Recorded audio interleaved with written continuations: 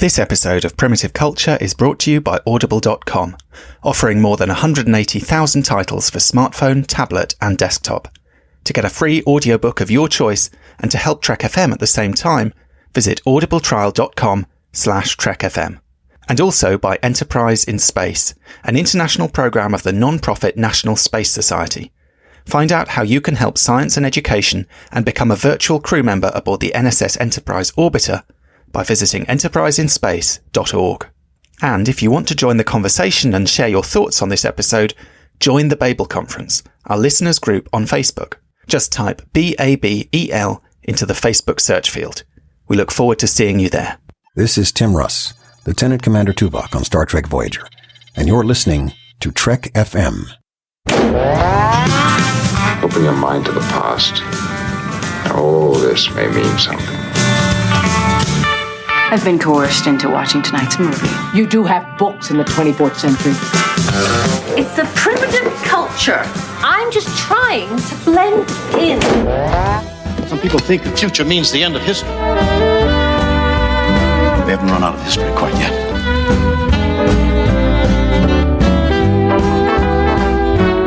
Hello and welcome to Primitive Culture, a Trek FM podcast all about our history, our culture and how Star Trek relates to it. I'm Barrett, Duncan Barrett, and today I'm joined by a very special friend all the way from Langley. It's Carlos Felix Miranda. Ah, very nice. I was wondering what you were going to say, and I'm honored to have been called Felix. He's one of my favorite Bond characters, so thank you very much for that. What a great introduction. I should have introduced you with, since we're greeting each other with one of those kind of coded phrases. There's a great one in Goldeneye, isn't there? In London, April's a spring month. Yes, exactly. And the American guy who isn't Felix Leiter for some reason. I never quite understood that. He seems like he should be, but for whatever, maybe legal reasons or some reason. Anyway, he isn't, but he kind of fulfills that role. No, he's not, and he's the CIA agent, and I can't remember his name, even though I've seen GoldenEye 8 billion times. And he shows up again in Tomorrow Never Dies, so he's definitely the CIA. Oh, does he? Yeah, so he shows up. He shows up again in Tomorrow Never Dies. But for whatever reason, he's not Felix, which is very odd to me. Very strange. Very strange. Very strange. But yes, we are recording, as it happens. I didn't realise this. This is a strange fluke. We are recording on James Bond Day. I didn't even know there was such a day, but this is the day 59 years ago today, when Dr. No was first released. So officially christened James Bond Day. And I guess we're going to just have a chat really about, in particular, Man Bashir is the obvious one here, and kind of how that episode leans on the sort of Bond franchise and the Bond heritage. But also I just thought we could talk a little bit about kind of what it is about Bond and Star Trek that have made them endure. These are two franchises that have both lasted for, nearly 60 years. And that's quite unusual. And in some ways there are points of comparison between them. In other ways, you might say Bond and Star Trek are an unlikely match. And yet that episode, Man Bashir, is absolutely a fan favourite. Yeah, I mean, completely. It is amazing. I thought that this morning. As a massive Bond fan, I had no idea that there was a James Bond's Day. And I don't know if they had one last year. I follow all of the main, fan accounts, on Twitter and things like that. And I don't remember ever seeing a James Bond Day. I don't know if now with officially they have Star Trek Day and then Batman Day. And I don't know if it's the new, if you have a hot property, like that, you just have to have a day. But yeah, I hadn't picked that up today. And so I saw it was an auspicious day to record this conversation. Absolutely. And Man Bashir, also, I hadn't realised, impeccably timed. I sort of had a vague sense that it came out around the time that GoldenEye was in the offing, and that was a reason to sort of capitalise on this. It actually came out within a week of GoldenEye was released on the 21st of November 1995, and this episode aired on the 27th, so 6 days later. So that was pretty canny planning on the part of someone in the DS9 writers' room or production room to kind of sync those up like that. Obviously, right now we've got James Bond Day and we've got the big Bond film finally, after this massive delay due to the pandemic, finally opening. I went to see it last night. Have you seen it yet, Carlos? I have not. I'm going tomorrow. I have to be honest. I have been a little bit freaked out about going to a theater. I have not gone to a theater in over 2 years. That's not true. My family and I went to go see In the Heights in a tiny movie theater in Fort William in the Highlands on like a Friday at 11, knowing that we would be the only people in this theater. And we were. So aside from that movie, I haven't been to a theater in well over basically 2 years. And as a massive Bond fan, I don't know. I'm like really, I don't know. It's because of the pandemic and because of the idea of sitting in the dark with a bunch full of strangers, not knowing who's wearing a mask, who's not, in an unventilated room. Like I haven't been able to like overcome that one hurdle. But I bit the bullet, and I'm going tomorrow at a 12 o'clock showing, like midday showing. 12 noon, right? Yeah. Because that's no time to die, right? Yeah, You're not going to catch anything. My favorite reaction, my favorite. Also, by the way, I also think that my fear from the movie theater, I was talking to my wife because my wife finds it really odd that I didn't go see Bond at like midnight. One of her earliest memories of us being together was me dragging her to go see Casino Royale at 11:59 the night it came out, because Alicia and I have been together roughly the same amount of time. So she's like, why aren't you going? Like, what's going on? And I was telling her that many years ago, I read Stephen King's The Stand. And I don't know if you've ever read The Stand. I've seen the TV version years back, like 90s, I guess. Was it early 2000s, something like that? Yeah. But no, I've never read it. For those listeners that have never read the book, one fun fact, it's loosely, the structure of the book is what the show Lost is based on. And there's a lot of characters in the stand, in the Stand that are like the foundations for many characters on Lost. But anyway, in the Stand, there is a massive like virus that basically wipes out a good chunk of the population. And that's what kickstarts the whole book. And there is in the first couple of chapters, one of the characters goes to a movie theater, and the last line of the chapter, and it's a virus that spreads through the air. And he goes to a movie theater, and Stephen King writes something like, the movie starts, and a few rows behind him, someone starts coughing. And that really freaked me out when I read the book, I don't know, like 15, 20 years ago. And for whatever reason, that really stuck with me. And I'm not a germaphobe. I'm not a paranoid person or anything like that. And like, honestly, I was telling my wife, I had that like image from that book about a virus that wipes out a good chunk of the population in the back of my mind. And so I haven't been able to overcome it, but I'm doing it for Bond tomorrow at 12 o'clock. You're doing it for Bond. I'm doing it for Bond. You've got to be brave. You've got to risk it. Well, I have been to the cinema a couple of times since the pandemic, but I have to say I was quite shocked. This is the only time, because I saw it last night, this is the only time I've been in a cinema that was actually pretty much full. And I think they were leaving there were gaps between people, if you know what I mean. So it wasn't actually full, but it was as full as, they'd sold all the tickets they were allowed to sell, or that they decided they were allowed to sell.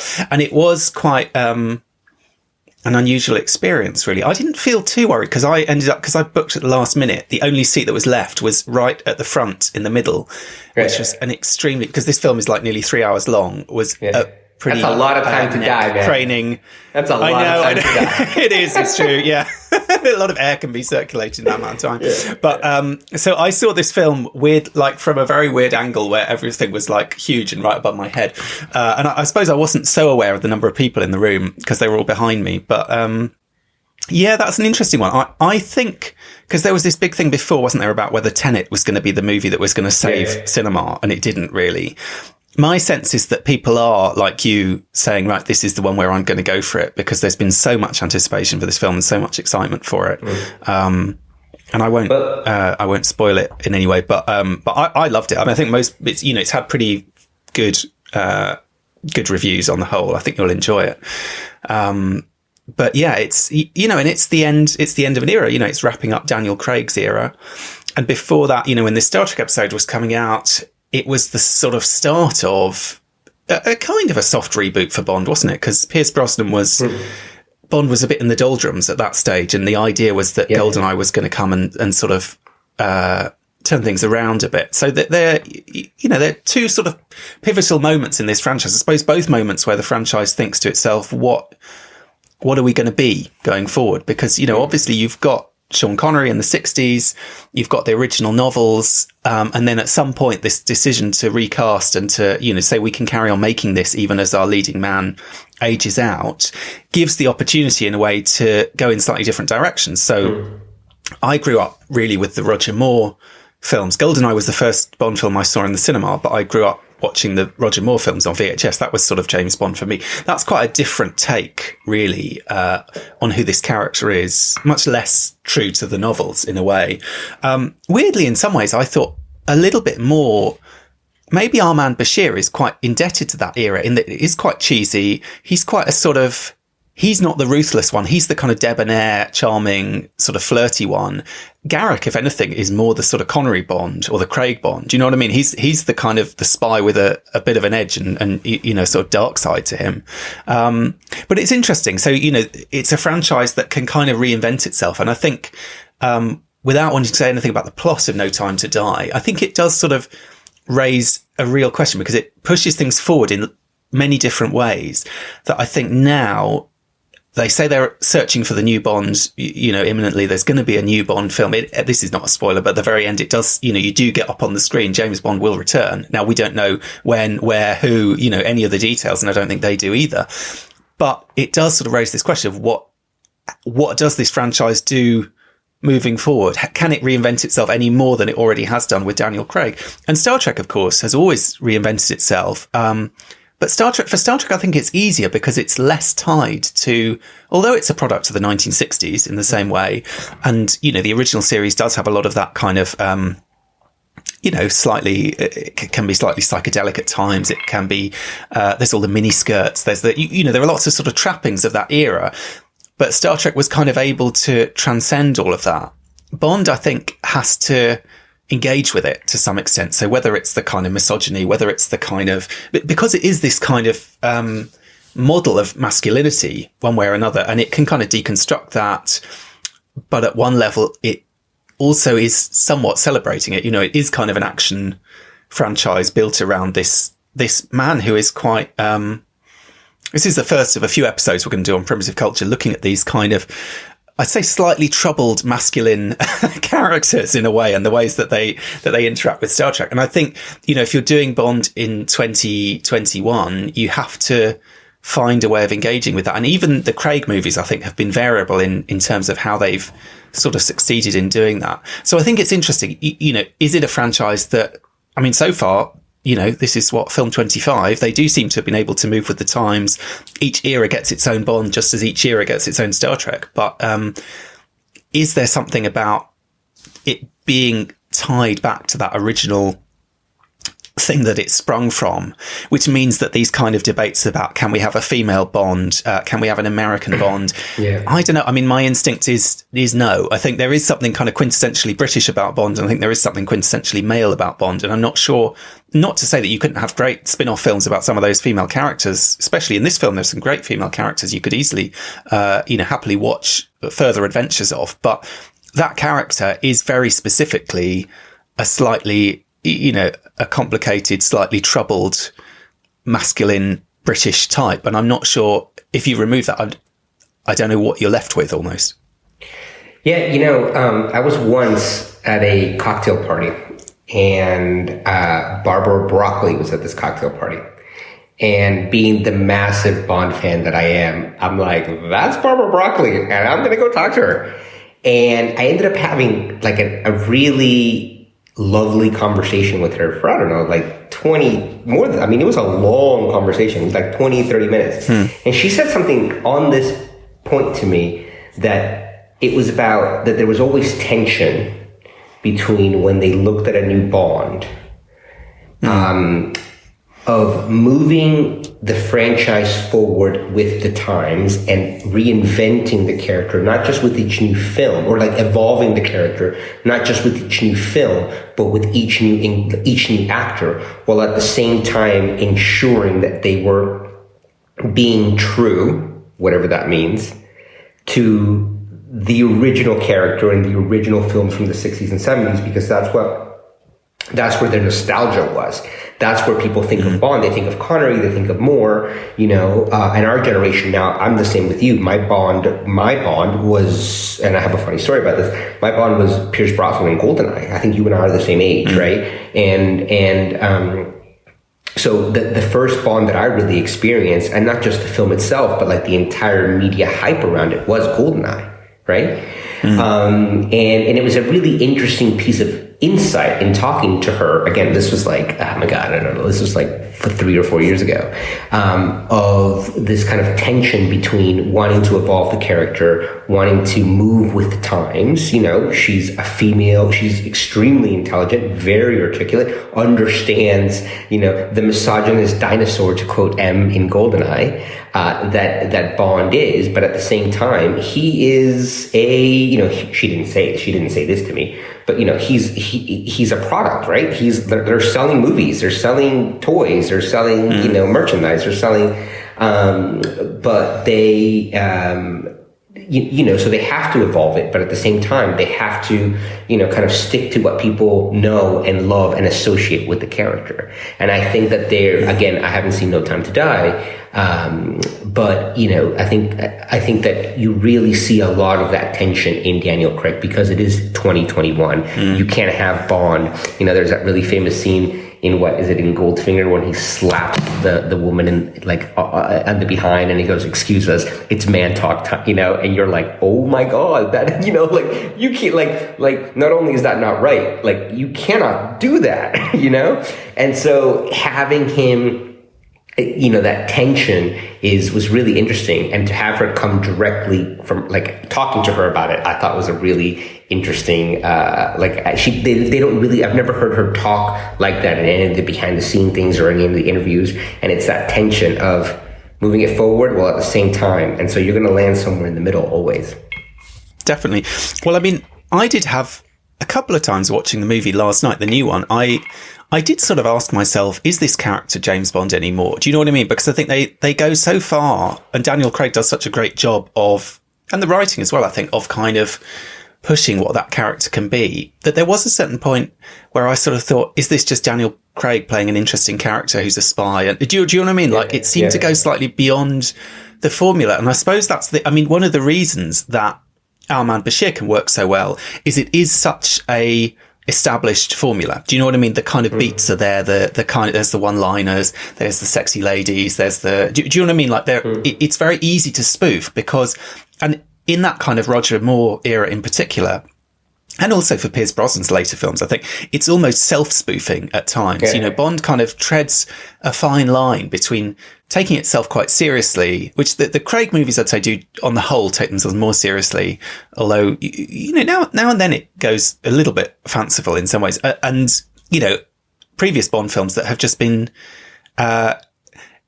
kind of ludicrous. Do you know what I mean? They don't take things seriously enough. I mean, the last of the Brosnan ones was a bit like that, wasn't it? With the invisible car and all this kind of stuff, and people were just rolling their eyes, So I think it's interesting if you have something that so much of the appeal is wrapped up in the formula, you get the Bond girls, you get the song, you get the, not just the song, but the kind of video element of the song. You get all these kind of different sort of features that you're expecting. You get the car chase, you get the, the fist fight, you get all the kind of different elements.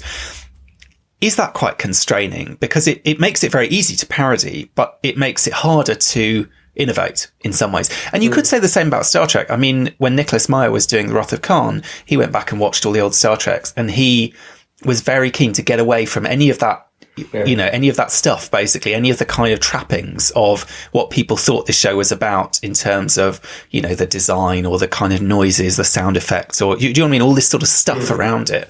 And I think Star Trek has really managed to, reinvent itself and change those elements while keeping something kind of central. But, for Bond, it's a challenge because the formula is so big a part of the appeal. And especially in the films, actually. I mean, I would say, I've read a few of the books in the last couple of weeks as well. The books to me feel much more varied. They feel like, that they're quite different in terms of the kind of stories that they're telling and so on. The films feel much more sort of, structured to a formula, if you know what I mean, variations on a theme.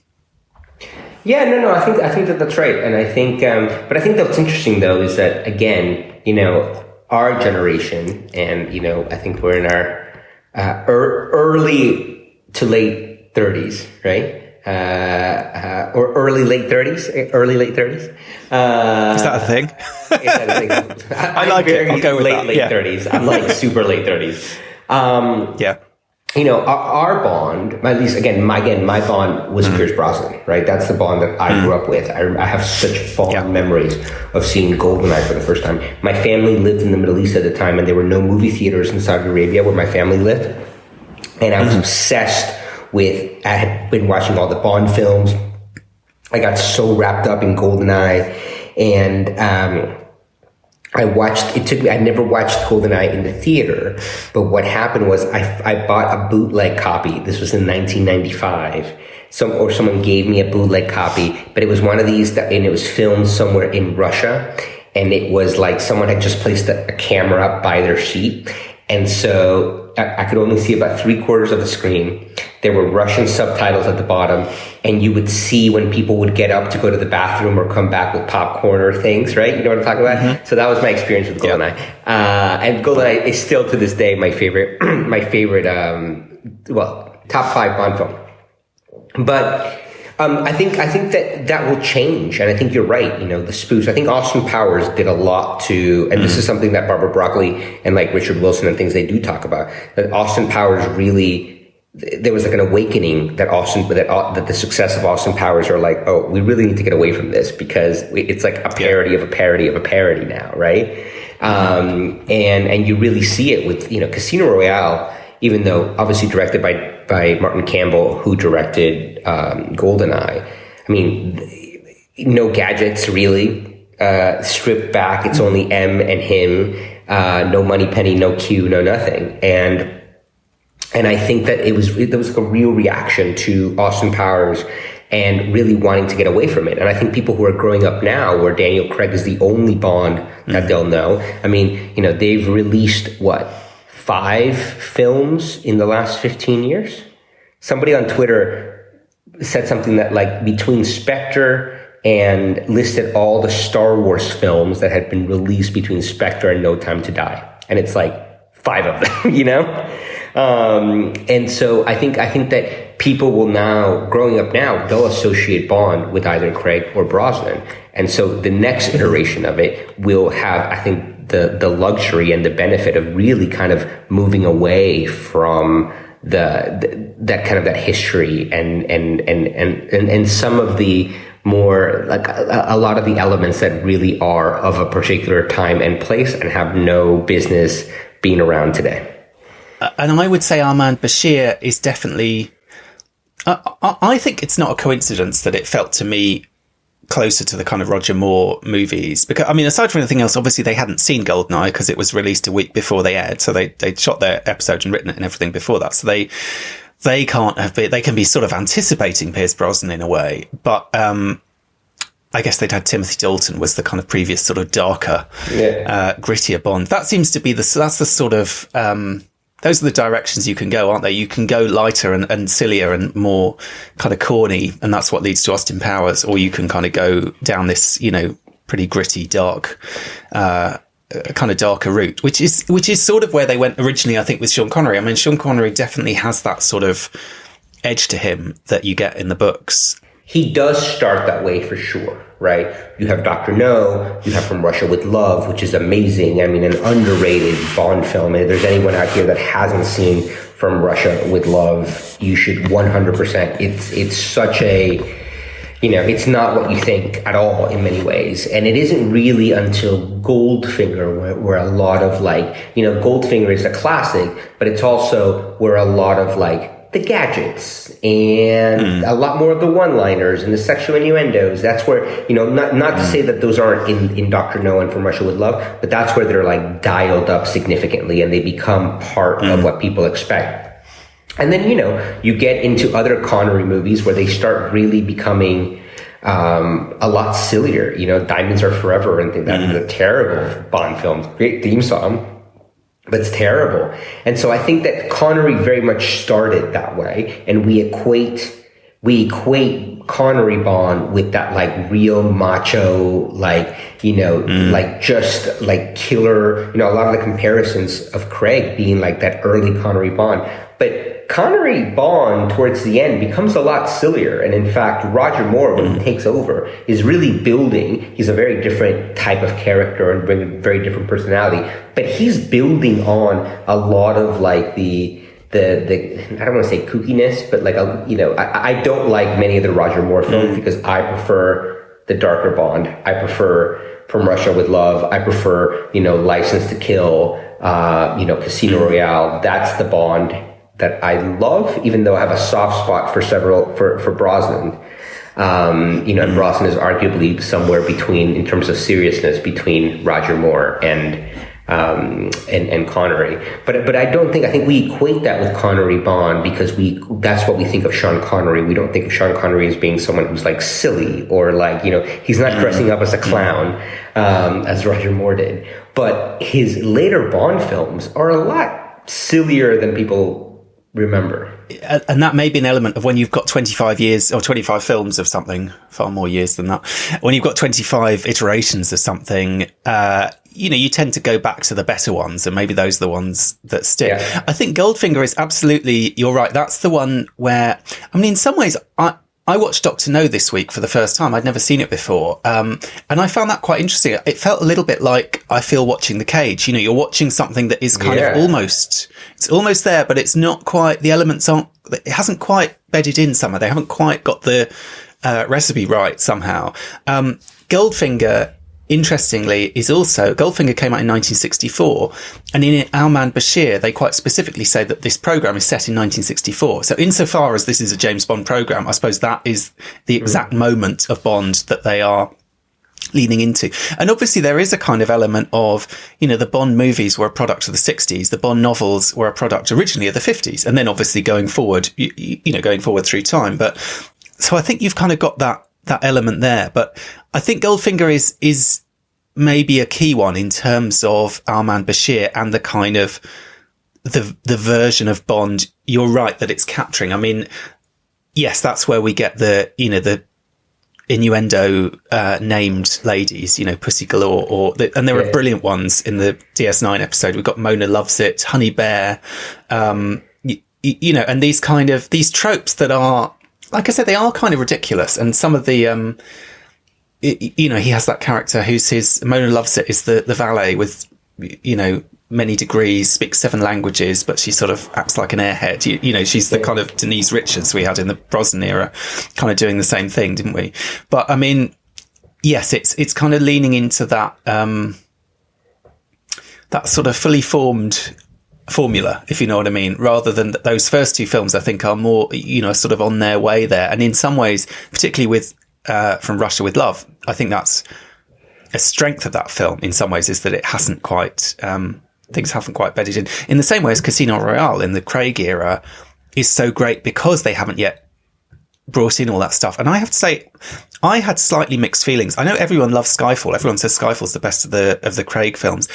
I felt slightly ambivalent about that film because although I did really enjoy it and, I thought it was brilliantly made, and I had a great time watching it at the cinema, by the end of it, I did just feel slightly uncomfortable because I felt we'd got a little bit too much of that stuff back. Do you know what I mean? You've got Ray Fiennes is M and he's in his sort of wood panelled room, and it all feels a little bit, and I know it was an anniversary film, they were kind of going for that. You've got the Aston Martin, which seems weirdly out of time somehow. You've got this kind of,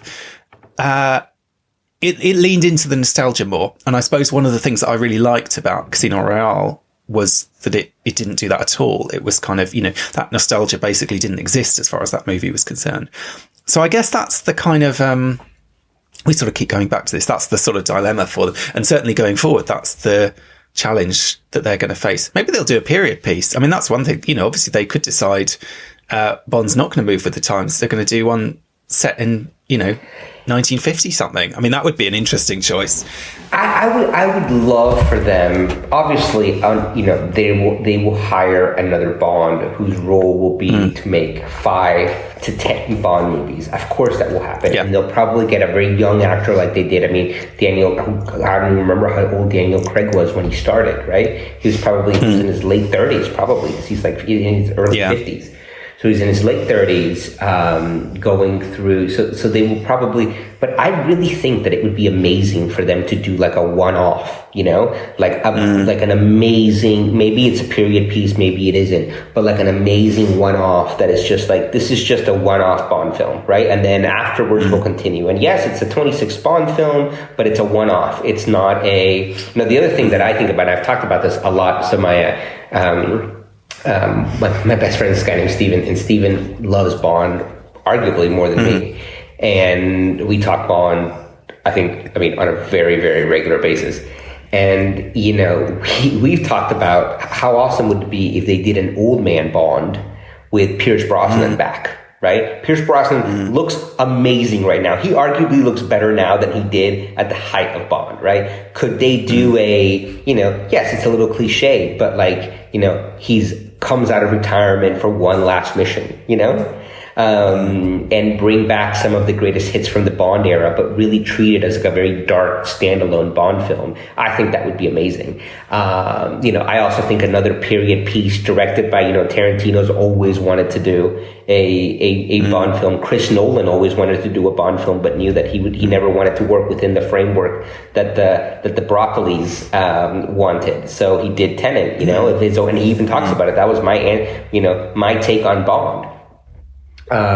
So I think a lot of people really want to play in that space, but they don't want to they either don't want to do a permutation or commit to doing a whole range of new films. So why not to play around with one or two standalone films that actually don't really have to build, they're building the franchise, but they don't have to be the foundation for a brand new Bond that's going to, carry the franchise for a bunch of years. I think that would be a really interesting and amazing kind of take for a little while.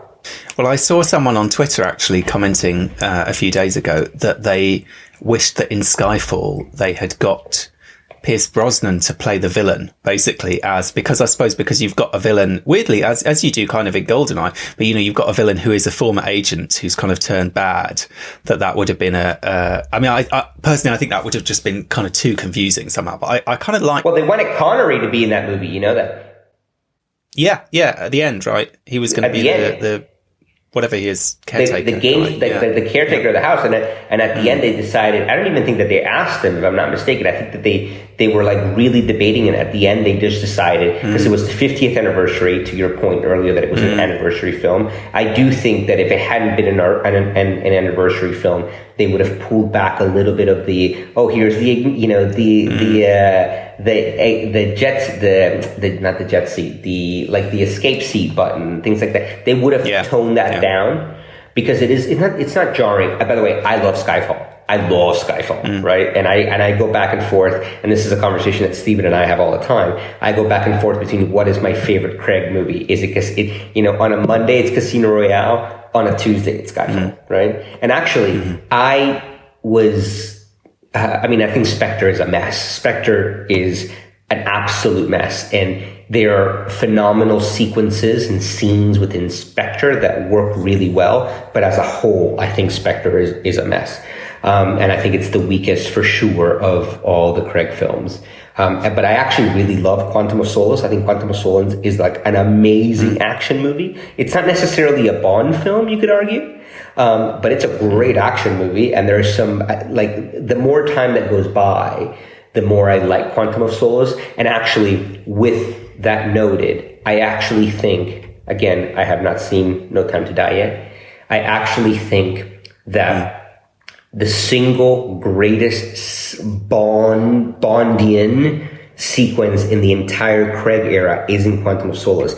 The opera sequence in Quantum of Solace is beyond spectacular to me. I think that that's probably the best single action action sequence from it just, no other franchise could do that. You play anybody as screen grab from that and they're like, oh, that's a James Bond film. It's just so Bondian, even though the film itself arguably is less so. That sequence to me is arguably my favorite, and I think the best single, the most Bond, one of the best action sequences in all of the Craig era. Sorry, I went off on a little tangent from my love of that one scene in Quantum of Solace. But I think Skyfall, that they were debating, putting Connery in as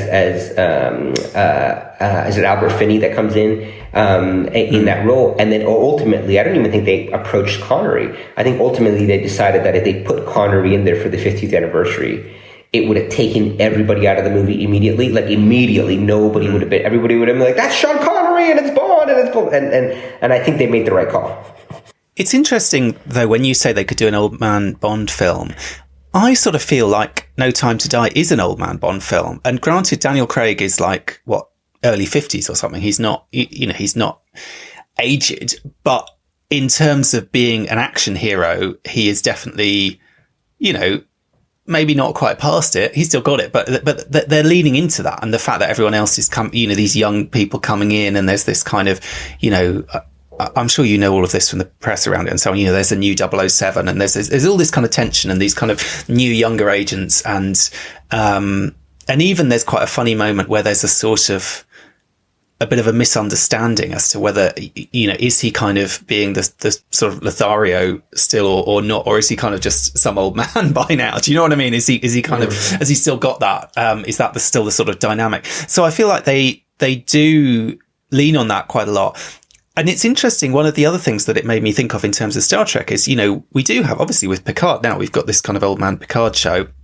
We had it with Kirk and the original series before. In some ways, I think Kirk and Bond, Kirk is a bit of an American Bond. He's got the kind of the way with the ladies. He's got the heroics. He is that kind of, he's an all American action hero in the way that James Bond is a kind of, classic British action hero, if you know what I mean. And you have got, with Kirk in the movies, you've got that real sort of dilemma of what happens to this character when they're not young and hot anymore. Do you know what I mean? Who are they? And that makes him, I would say movie Kirk is a much more interesting character than TV show Kirk. And similarly, I think Daniel Craig kind of, his Bond becomes more interesting as he has to kind of move slightly out of that shadow, if you know what I mean, move, away from that kind of set idea of exactly what that character has to be. And I think it's, it's an interesting tension to kind of play with and to I suppose what I'm saying is to make a virtue of the fact that these actors are aging. One of the great things the Star Trek movies do is, okay, yeah, fine, William Shatner's got his girdle or whatever and he's trying to hide his paunch, but they're not pretending that these people are not getting older. Do you know what I mean? They're writing to it. They're, the Star Trek 2, Star Trek 6 particularly, they're really, and Star Trek 4 as well to some extent, they're really leaning into the fact of, these are not young people anymore. These are, these are middle-aged people, basically. They're kind of leaning into that. And I think that it's a bold choice and a successful one that, in this new Bond film, they're leaning into that. They're not kind of pretending that, whatever Sean Connery in Never Say Never Again is the same guy that he was in Doctor No. Do you know what I mean? There's kind of an acknowledgement of that. And that is quite a sort of modern thing. I mean, I suppose, we had that with Logan as well, didn't we?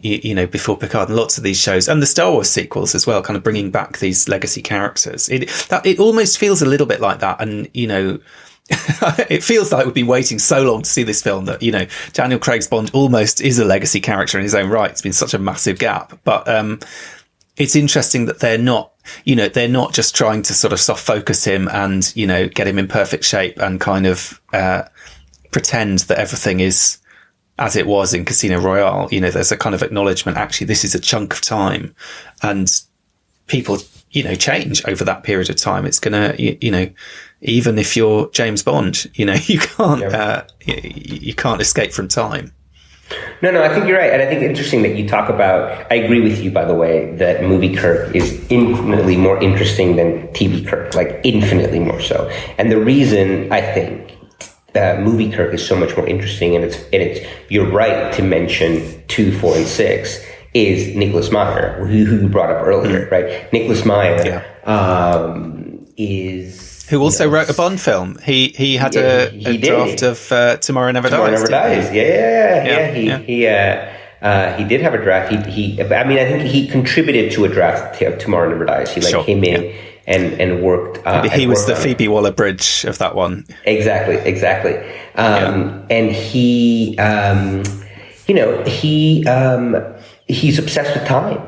A lot of his movies and a lot of things that he writes is like about time, and specifically the passage of time and traveling through time, right? And I think, arguably the Kirk of the motion picture, yes, he's 10 years older, yes, he's an admiral, is very much TV Kirk, right? He's like longing to be back to TV Kirk and karate chopping, Klingons and kissing, Orion slave girls. But I think you introduce Nicholas Meyer, who's like, that's not the Kirk I'm interested in writing. Time has passed. Yeah. These characters he's now 50 years old. And that makes him infinitely more interesting. And I think, maybe the passage of time and moving with the characters also, I'm a lot older. I'm almost 40 now. When I was 24 or whatever it was when Casino Royale came out. So I've also experienced a sheer amount of time. So I'm like, this is the first time that I'm living with a character and kind of seeing, I'm in such a different space, in such of a different place in my life now that No Time to Die is, as opposed to Casino Royale. And you want the character to have grown. You don't want the character, at least I don't want the character to be frozen in time. I don't want, Star Trek 5, where he's TV Kirk again, right? Rock climbing and trying to get the girl, and that's Shatner through and through, right? It's funny enough, obviously, the weird connection between talking about Sean Connery and how Shatner really wanted Sean Connery to play Cyborg, Sure, yeah. Talking about Bond and Star Trek connections, and they really gunned for him, but Sean Connery decided to pass on Star Trek 5 and make Indiana Jones and the Last Crusade. I think he made the right choice, let's be honest. Good choice there, yeah, definitely. Good choice. But I mean, I think that, to your point, I think we are, if you're going to spend 15 years with a character, you want them to grow, you don't want them to be static. And I think Nicholas Meyer really brought that to the franchise, despite the fact that, in Star Trek 3, you kind of get the action-oriented Kirk again, and in Star Trek 5, they tried to do it very poorly. I think there's also, it's interesting when you say, I hadn't really thought about that, but you're right. We have aged, for me, certainly the Bonds that I've seen in the cinema from GoldenEye when I was, a teenager, I guess, sort of young teenager, through to No Time to Die when, you're right, we're sort of approaching 40. And yet, this is something that we're still going to see. I have seen pretty much, I think I have seen every Bond film within that span in the cinema. And there are many franchises that I haven't. I don't think I even saw Into Darkness in the cinema necessarily. I mean, you didn't miss anything. You didn't miss anything. No, I didn't. I've seen it since then, don't worry. But, if I did see it, it was obviously, it just, my mind wiped it somehow. Yeah. It was too traumatic. But, they are these kind of, they are tentpole films for a reason. They are big cultural moments. But I suppose they also raise this kind of question, who are we and why do we keep coming back to this thing and what does it mean? And I think our Man Bashir sort of really drills into that a bit, insofar as you've got Garrick who's sort of saying, this is more information than I want about you, Bashir. I don't want to see your fantasy life playing out like this, where you get to snoggle these women and the pleasures. Well, of course he did. But the pleasures of it, and this idea that there's something sort of shameful about it, that Bashir, it's a private. That there is something a little bit sort of Arrested Development in it. Do you know what I mean? That it's a kind of boys, as the woman says in GoldenEye, it's boys with toys. It's kind of, there's something slightly childish about this. And I do think, with Bond, there are these kind of questions about what does it represent? I mean, my partner hates James Bond films, and won't. Well, she has seen a couple of them with me, I think. But basically, you know, and she thinks, and I think this is a legitimate argument. They're sexist. They're, you know, they're violent. They're celebrating the wrong things a lot of the time. And I do think even the Craig era, you know, if you have something like, I quite like Quantum of Solace, but the Gemma Arterton character in that, the way that character is treated. Yeah. The women are often seen as quite sort of disposable. I think the new one does a lot to turn all of that around. But it's been quite a long time coming. But so I suppose there is this sort of question around what does the culture that we consume say about us? And if we keep going back to this thing that is quite sort of backwards in some respects, does that say something bad about us as Garrick is intimating? And there's also this kind of question because GoldenEye is known today not just as a movie, but very famously a video game, because that was a massive breakout hit of a video game that, you know, can only have helped the movie, but also just in its own right as a game was a huge kind of cultural impact. And obviously in our Man Bashir, we have Bashir, you know, Bashir is basically playing a video game. So there's that whole sort of question of like, you know, should grown men be playing video games? And do you know what I mean? All this kind of stuff. And is there something a bit silly about this? Is this a bit shameful? Is it something to be proud of? In the way that, you know, we have Daniel Craig at the Olympics as a sort of great British export and obviously a massive success story for Britain? Or is this something that, you know, is, I don't know, a relic, a dinosaur? Is it, you know, as Em says, is there something unpalatable about it, I suppose, that can't be redeemed? I think the answer is yes to all of it. Right? I think it is. And I think it goes back to that tension. And I think that there is a, you know, as Natalia says in GoldenEye, it is boys with toys, right? And I think Garrick, yes, at the end, Garrick kind of comes around and is just like, oh, you know, this, I can start to see the appeal of this. But, you know, he is kind of that like contemporary, yes, 1995, so not contemporary anymore, but he was that contemporary sensibility of like, this is ridiculous. Like, what are you doing? You know? And I love him always comparing it to the Obsidian Order, being like, this is not how like spying actually is. And it's not the way spying actually is, right? Not at all. And so it is a fantasy. Now, to your point about like, is it the right kind of fantasy? Should we be fantasizing about this? That's a whole nother discussion, right? But I think that the character, and bringing it back to our man Bashir, I think Bashir is one of the greatest Star Trek success stories for Star Trek, right? He started out being this like, you know, Wesley Crusher-esque type know-it-all, really annoying, really eager, and they wrote him that way, and you know, Alexander said they played him that way, but they grew him into such an amazing character. He really grew, and that first season, you really get the sense that he's in his early 20s. He's really green. He's like out there for frontier medicine.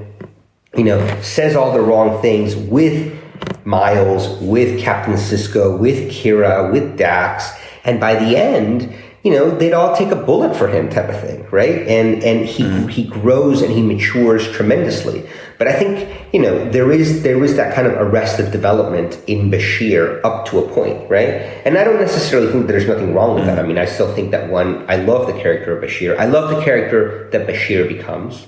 I love seeing his arc. I think his friendship with Miles is hands down the greatest and most realistic and most, I think realistic, like male friendship in all of Star Trek. Yes, people, you know, point to Kirk and Spock, and you know, there's something very iconic about that friendship. But there is something so familiar and so just wonderful and human about Miles and Bashir. Right. So I love the fact that Bashir grows, and I think again he's one of these success stories. You know, you can point to so many other characters, whether it's Wesley, where they tried, Harry Kim, where they didn't even try.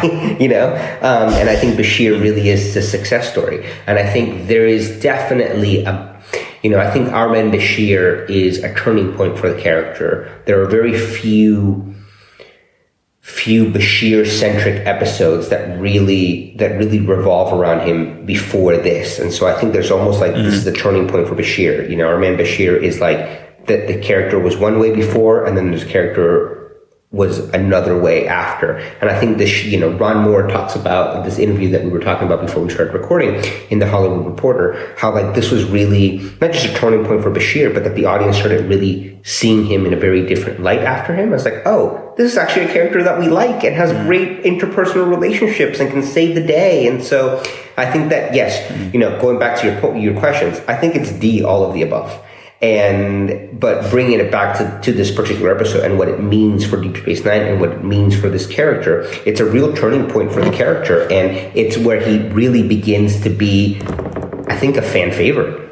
It's interesting that, isn't it? And I suppose the things that I was getting at about, you know, the kind of the problems in inverted commas with Bond are, you know, it is around this sort of idea of toxic masculinity, I suppose. You know, Bond is a kind of model of masculinity, and in many ways, certainly historically, it is quite a toxic one, I think, arguably. Bashir, early season Bashir, is another kind of model of toxic masculinity in a way. Do you know what I mean? Like, he's laying it on too strong. He's kind of, he's quite creepy with Dax. He's quite inappropriate. Do you know what I mean? There is that. And obviously he kind of grows out of that and becomes this, as you say, much more appealing, much more rounded character. And yet here in this episode, which is part of that, it is leaning into, you know, it's pretty explicit. He enjoys this because he gets to play the action hero, and he also gets to, okay, we see him snogging them. We have to assume, we know what Quark's holosuites are like, that, you know, it goes a bit further than that. Do you know what I mean? Yeah. And there's this funny thing in the subsequent episode where this gets picked up on, which is the one where Odo is having a sort of relationship with a woman for the first time. And he goes to get some advice from Bashir. And he says, he has some line, he says something like, what is it?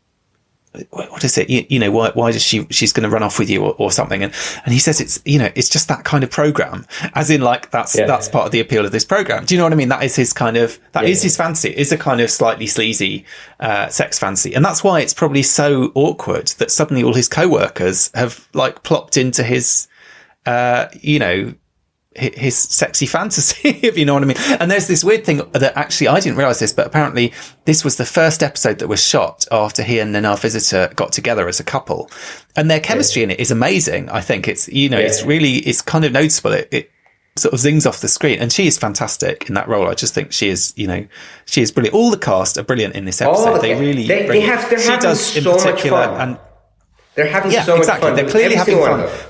But they're doing it really well as well, especially her and Avery Brooks, I think.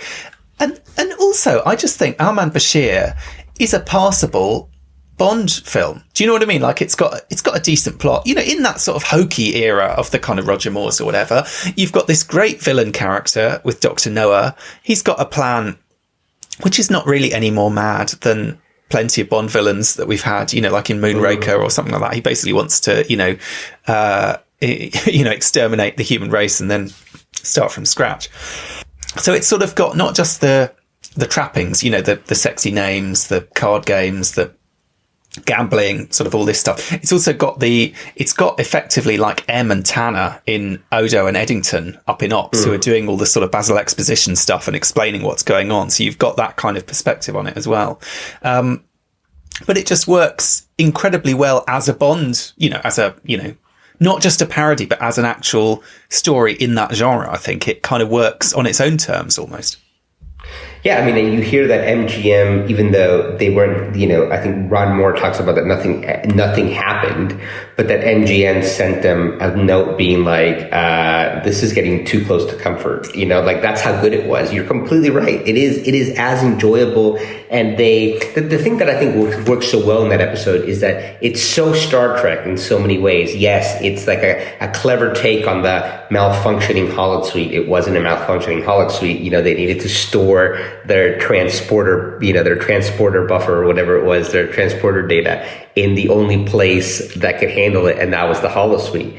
And so it's a clever way of not being yet another TNG-esque, the holodeck's broken again. you'd be surprised. I don't know. After TNG, you're like, no holodecks should be on starships, but it was a clever way, but it's so Star Trek, yet it's also such like a, loving homage, not really parody, but it's such like a loving homage by Ron Moore in particular, who grew up and who talks about growing up with both, Connery and Roger Moore films. And it just works so well. And it's in Deep Space Nine's 4th season. And the 4th season, I think, is a super strong season of DS9. Super strong. There's so many amazing episodes, and so many episodes that go so far in terms of positioning all of the pieces on the chessboard of what is to come in the 5th, 6th, and 7th season. Yet this kind of, I wouldn't call it a bottle show, but definitely this kind of standalone story that has nothing to do with what's happening with the Klingons or the Federation or even the Founders and the Dominion, happens to be one of the best episodes of the season. Yeah, absolutely. I think that's true. And it is a kind of a standalone, it is kind of a bottle show insofar as there's hardly any guest cast or anything. It's the kind of, it was expensive to make though. And it took an extra day, I think, of shooting than usually. It was like one of the most complicated episodes they had to film, understandably. Of course, it doesn't have any of the Bond. One of the things that's noticeable about it, if you think about it, is so it's got a lot of the Bond trappings. It has no exteriors at all because it's all interior, which is very anti-Bond. If you think of, Bond a lot of it is about the kind of outdoorsy stuff and the kind of jet setting and so on. And in a way, they're doing that on a TV budget where, you dress the set differently, but they can't have the kind of grand sweeping elements of Bond. You don't get a song, sadly. You do get a kind of jazzed up, Bondified version of the DS9 theme, which is quite fun. But it's interesting. I think you're right that it taps into some of these bigger things, especially when you think about it in relation to the ongoing stories. I mean, obviously for Bashir, the big thing is this is kind of the start of the whole Section 31 story in a way. It's this idea of this is a guy who fantasizes about being a spy, and what does that fantasy mean? How safe is it? Where does that lead him? Do you know what I mean? Does that make him sort of vulnerable to being taken in that direction? You've also got things like the fact that the guy who saves the day is Eddington, who we're going to find out fairly soon actually is a spy, weirdly. And I've always sort of thought, he could have... it's interesting he didn't just let them all die. It might have been a good way to get rid of quite a lot of people who are likely to come in the Marquis way in future. I guess that would have been a bit callous, but it is interesting that he's the kind of hero of the day, really. And then quite soon we're going to discover he's not who he says he was. And you've also got this element, I was quite struck watching it today, that Dr. Noah, the way that he talks is very much the way the Dominion talks. He says, I believe in an orderly world. What he wants is to bring order to chaos, just like the Borg Queen, just like the founder. It's this idea of and this kind of genocidal aspect that again, both the Borg and the Dominion have, that, they're very happy to kill thousands, millions of people. They want everything to be orderly and safe and kind of, everything in its place somehow. There is this kind of, so it seems to me there's a slight thematic link there with what this villainy is that we are fearing. Somehow there's a kind of thread there, even in this ridiculously camp, over the top performance that Avery Brooks gives, which is wonderful. There's something to it. And I do think he's a great villain. I do think he would, stand up. He is very obviously modelled on, Dr. No, Blofeld. He's got the Nehru jacket. He's got the kind of stylings. But to me, he absolutely works as a Bond villain in his own right. And I think it's interesting that he kind of slightly ties into these threads that, as you say, are going to be running through the series going forward. And of course they were, at the end of the episode, Bashir even gets the line, he gets the line, Julian Bashir, secret agent, will return. And sadly, he doesn't really, I think, because of those legal proceedings. But I think they were thinking they'd be, coming back to this well several times. Instead, you get that one other episode where they kind of touch on it briefly, but don't really go into it. A bit like with Next Gen, they had the same thing with Sherlock Holmes. They did their Sherlock Holmes episode, and then it was years before they were able to, bring Moriarty back and do another one because of the kind of legal questions around that. But of course, what we do get is this leads into Vic's, I think, because, you know, it's the same kind of era with Vic Fontaine. And it's this guy, you know, we talked about Felix Leiter in Bond. Julian's friend who writes all these holoprograms is a guy called Felix, who is obviously named after Felix Leiter. So he's given him this Bond program.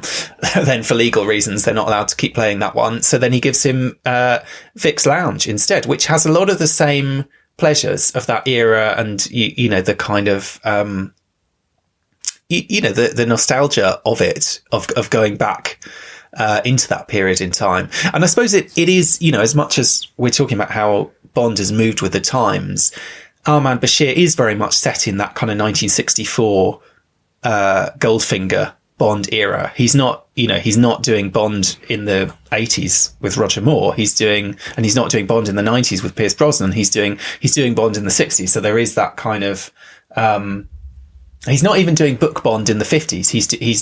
He is doing Sean Connery's world of Bond, if you know what I mean. That's what they're trying to capture there. And a lot of that, I suppose, is about the nostalgia.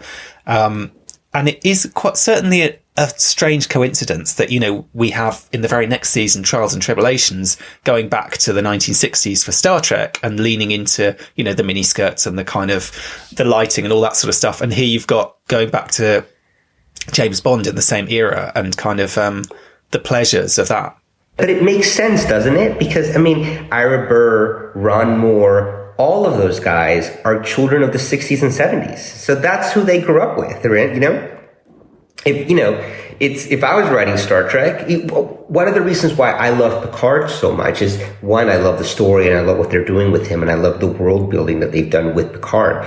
But so much of the enjoyment, and you see it on Twitter, is the throwback to 1990s Star Trek and Next Generation in particular. It's that nostalgia. The people that are writing and making Picard now, what they're nostalgic for, what they loved, is 1990s Star Trek, right? So, you know, every single time Terry Matalas posts a picture on Twitter of like, here's the bridge, and it's like an updated holoprogram, and you're like, oh my God, that's amazing. It's because they're playing on what we loved. So to me, it makes all the sense in the world that Ira Burr and those guys and they were all guys, you know, when they were thinking about these things, and when they were playing, or when the characters were playing around in their nostalgia, it was Bond, it was Vic, it was, you know, the 1960s Rat Pack, and I think, one, it makes all the sense in the world, and two, you know, this episode again is silly, but to your point, you know, Sloane refers to this episode when he's talking to Bashir. You know, it's because of this episode where we meet the character of Felix, who then gives him Vic, to your point. So I think that this is a very, it's a great episode and everyone loves it. But actually, in many ways, there's a lot of like the raw material that is then processed in a lot of different ways from Deep Space Nine emanate from this one episode, which I think is really fascinating. You know, again, Sloane and 31, Vic, and everything that goes with that. I would like to point out, though, you bring one up, but I think that there are two episodes that where they don't talk about our Man Bashir, but obviously there's a simple investigation, because I looked this up, where they're going into this program again, and Bashir, and they talk about the program, and everyone's getting roles. And O'Brien's complaining, and he has to play Falcon again, and he doesn't get exactly.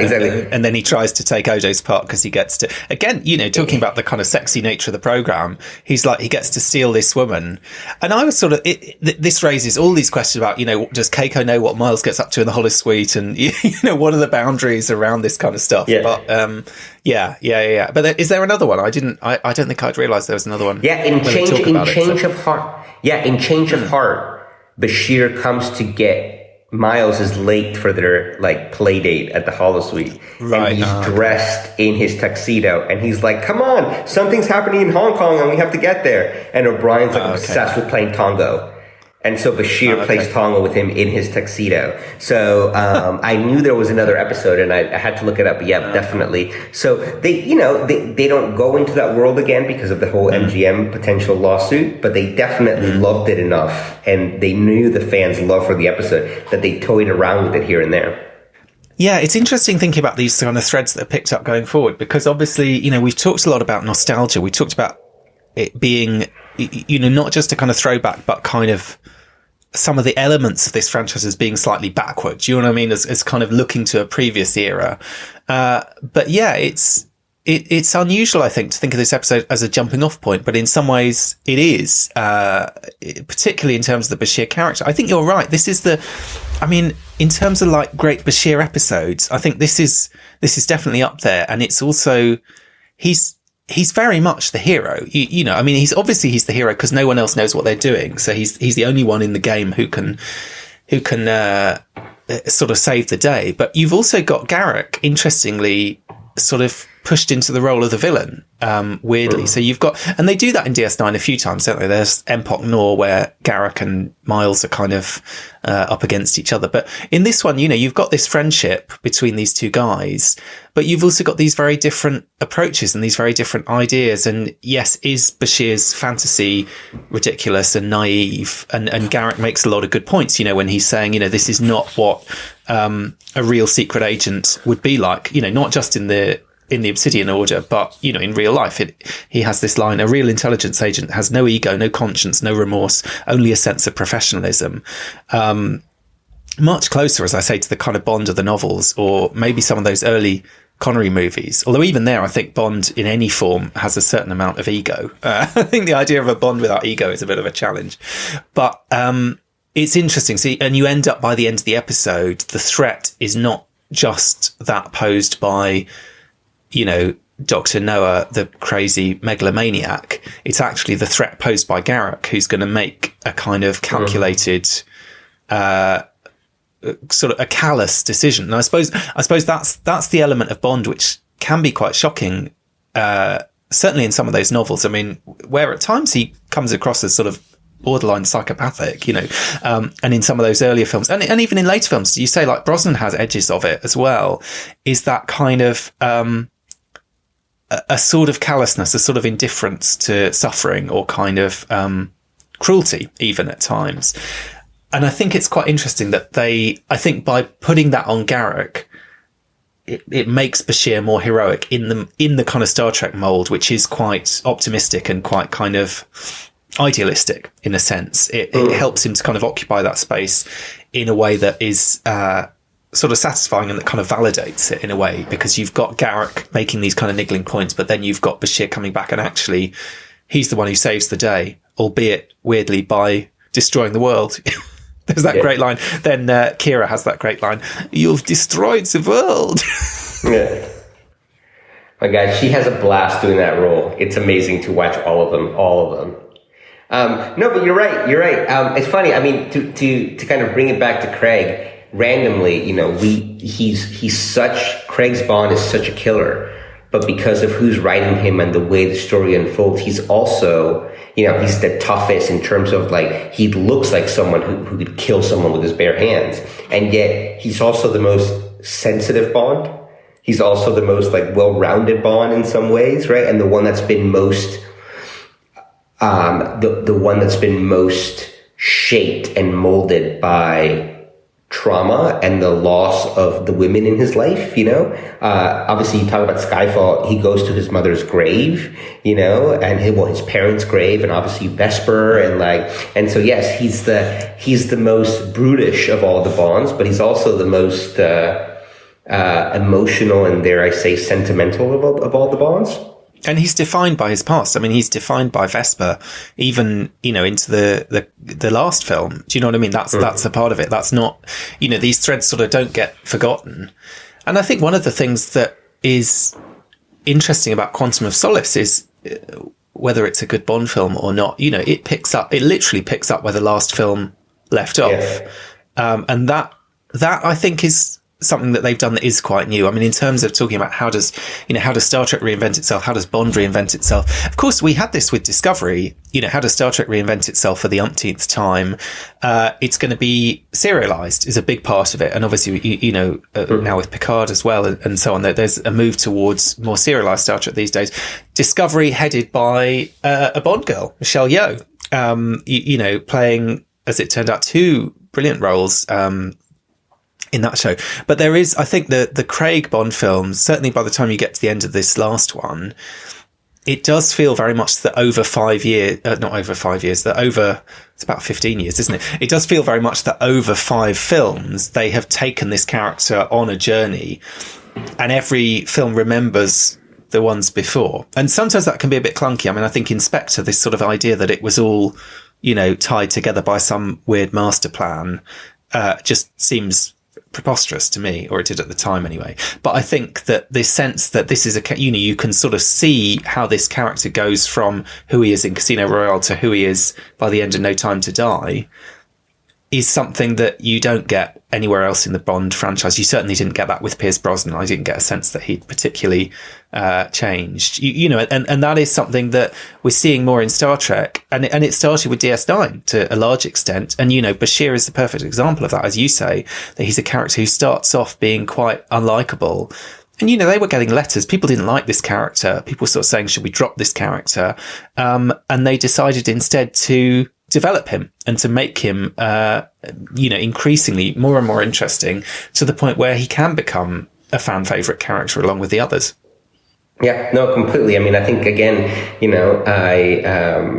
now I'm just repeating myself, but I do think that this is from terms of the character, there is Bashir before our Man Bashir and then Bashir after. So I think it's a turning point for the character.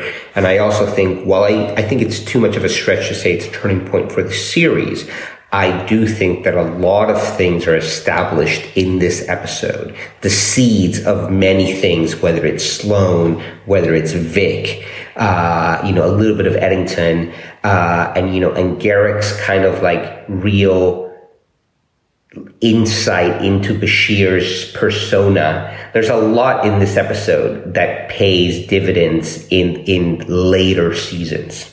Well, thank you as ever for joining me, Carlos. Before we go, do you want to let our listeners know if they want to track you down on social media and argue with you over the finer points of 25 Bond films? Because by the time this goes out, you'll have seen the most recent one as well. What's the best way for them to find you? Well, I am extremely active on Star Trek Twitter, and my handle is @DoubleMac, because as I always like to say, in addition to my love of Star Trek and Bond, I also love coffee, and my drink of choice is the double macchiato. So come find me on Twitter @DoubleMac, and we can argue about our Man Bashir, No Time to Die, and anything else in between. You have that in common with James Bond, actually. James Bond hates tea and loves coffee, certainly in the books, which it marks him out as unusual, I suppose, for a British. You kind of imagine, I'm sure Bashir drinks tea. You think Bashir does drink tea. It's a kind of British thing. Yeah. But, Bond, like you, is a coffee lover. I've been compared to worse people. A pleasure, as always, having you on the show, Carlos, and we'll see you again soon.